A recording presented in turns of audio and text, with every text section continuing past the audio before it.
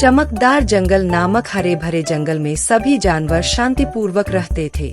यह जंगल थोड़ा खास था। यहाँ के जानवर इंसानी तरीके से सोच सकते थे और बात कर सकते थे। रोहन, मीरा, अयान, सिया और कबीर अपनी छुट्टियों में इस जंगल की खोज करने आए थे। उनका लक्ष्य था जादुई ताला तक पहुँचना, जो जंगल का सबसे खूबसूरत और रहस्यमय जगह माना जाता था।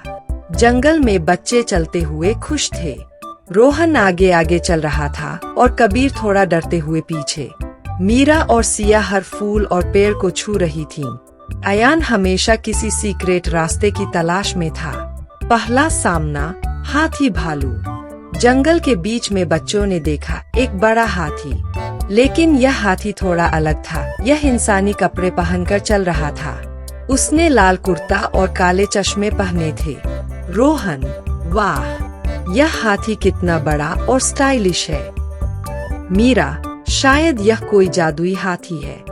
हाथी ने प्यार से हाथ हिलाया। हाथी भालू, नमस्ते बच्चों, मैं हाथी भालू हूँ। अगर तुम जादुई ताला ढूंढना चाहते हो तो मैं तुम्हारी मदद कर सकता हूँ, लेकिन जंगल में रास्ते बहुत चुनौतीपूर्ण हैं। तुम्हें दिमाग और हिम्मत दोनों की जरूरत पड़ेगी।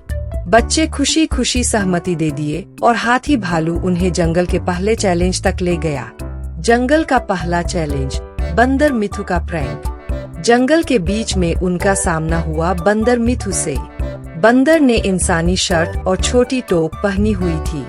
बंदर मिथु, तुम मेरा खजाना पास करना चाहते हो तो मेरी पहेली हल करो, नहीं तो मैं तुम्हारे साथ मस्ती करूँगा। सिया, खजाना? कौन सा खजाना? बंदर मिथु, बस एक छोटी सी पहेली हल करो। पहेली थी, जंगल में सबसे तेज कौन दौड़ता है पर दिखने में ही तेज लगता है?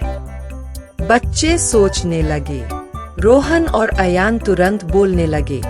मीरा ने थोड़ी देर सोचा और फिर कहा, मीरा, यह तो आपकी तरह का बंदर है, दिखने में तेज पर असल में चालाकी से काम करता है। बंदर मिथु हंसते हुए, सही, तुम्हें मेरा खजाना मिलता है। बंदर मिथु ने उन्हें एक जादुई गुब्बारा दिया जो हवा में उड़ा सकता था। दूसरा चैलेंज, शेर बादल। जैसे ही बच्चे आगे बढ़े, उनका सामना हुआ शेर बादल से।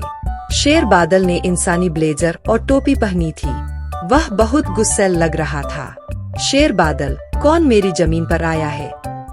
रोहन, हम सिर्फ जादुई ताला खोजने आए हैं। शेर बादल, अगर तुम मेरी पहेली का जवाब नहीं दोगे तो मैं तुम्हें जंगल से बाहर नहीं जाने दूंगा। शेर की पहेली थी, मैं चलता हूँ बिना पैरों के, देखता हूँ बिना आँखों के, बताओ मैं कौन हूँ?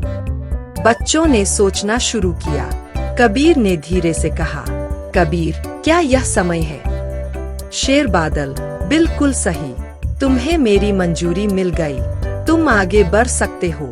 शेर बादल ने बच्चों को सुरक्षित रास्ता दिखाया, जादुई ताला तक पहुंचना। अंत में हाथी भालू, बंदर मिथु और शेर बादल की मदद से पांचों दोस्त जादुई ताले तक पहुँचे। वहां उन्होंने देखा एक बड़ा सुनहरा ताला जो चमक रहा था। सिया, यह तो सच में जादुई है। अयान, चलो इसे खोलते हैं। रोहन ने गुब्बारे की मदद से ताले तक पहुंचाया और मीरा ने धीरे धीरे ताले को खोला। अंदर से बाहर आई चमकदार रोशनी और सभी को महसूस हुआ कि सच्ची दोस्ती और साहस ही असली खजाना है। कहानी का अंत। बच्चों ने ताला बंद कर दिया और समझ गए कि जंगल की असली जादू साहस, दोस्ती और समझदारी में है।